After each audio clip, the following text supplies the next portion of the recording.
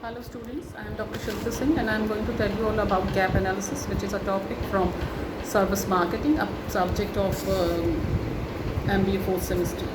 So gap analysis is used by the managers to identify the gaps in the channel structure by matching the service outputs provided by the targeted and demanded by the targeted end users to the offerings provided by the existing channels. Managers gain a good idea where there might be gaps in the ideal channel structures, and it should be filled to meet target segments needs. So by filling and identifying and filling these gaps, managers can build a channel that meets service output demands at a minimum cost.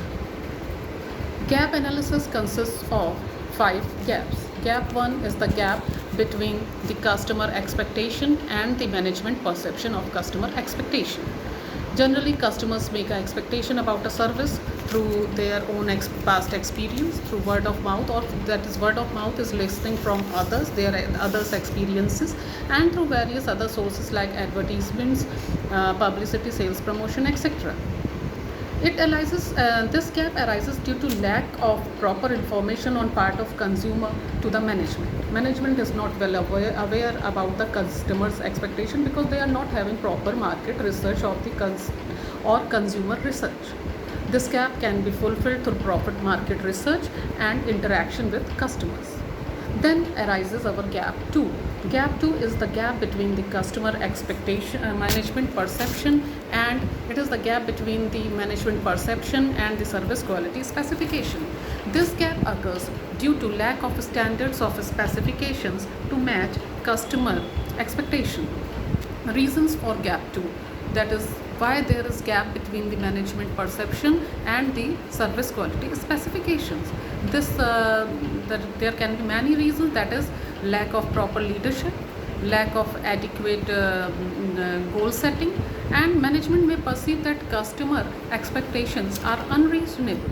Sometimes it happens that we overlook the expectation of the customers. We feel that these are not required, but so we should not pay attention to such kind of expectations. And this gap can be filled by standardizing service delivery process wherever possible.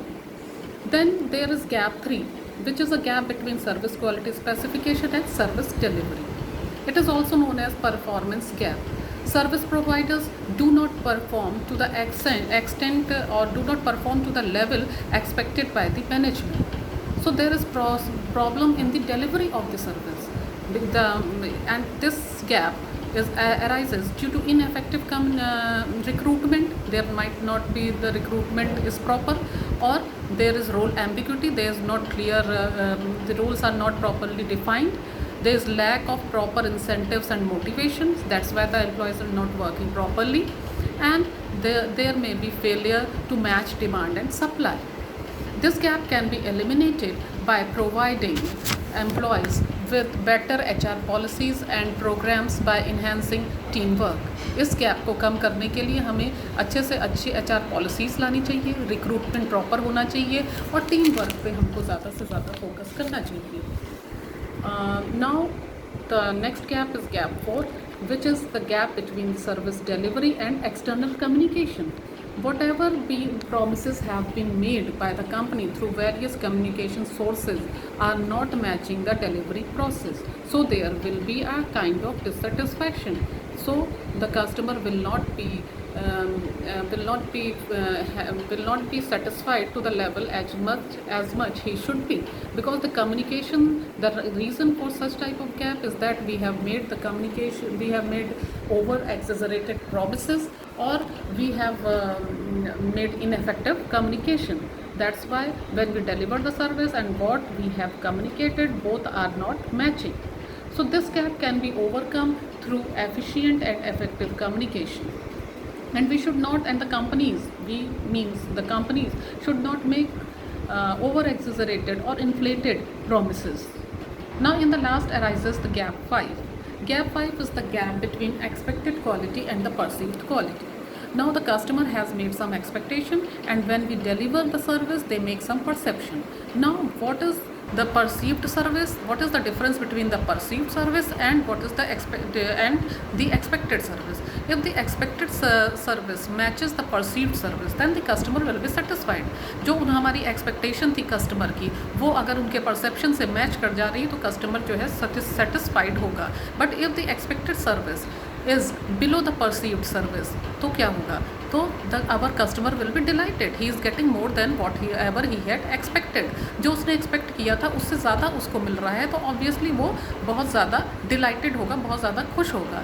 But अगर हमारी जो perceived service है, that is below the expected service, जो हम customer ने expect किया था उससे कम है perceived service, तो customer जो है dissatisfied होगा. तो ये गैप हमारा arise होगा. This gap will be based on the gaps of the previous activities. जो पहले की एक्टिविटीज़ में जो गैप्स आए हैं, उन जो पहले के 4 गैप्स हैं उनके बेसिस पे हमारा गैप 5 बेस्ड होगा. तो वो गैप हमारे जितने कम होंगे, this gap will be also very small. इस गैप को कम करने के लिए हमें पहले 4 गैप्स पे ध्यान देना चाहिए. So I am going to show you all a chart which is related to this topic. Please try to see it, as I have already sent you all a PDF of gap analysis of all the notes, so you can go through the notes also, and by seeing or viewing this video आप इस analysis को और अच्छे से समझ सकते हैं. I hope it will work, it will help you all.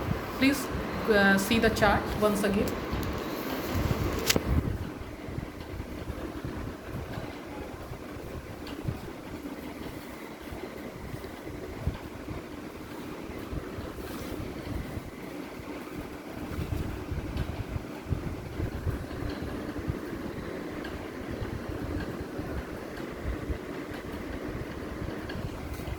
If there is any problem, आप हमारा PDF में इस चार्ट को अच्छे से देख सकते हैं.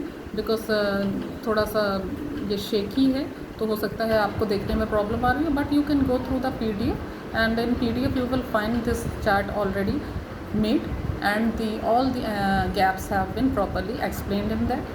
But this video will also help you all to understand the gap analysis. I hope you all liked it. Thanks.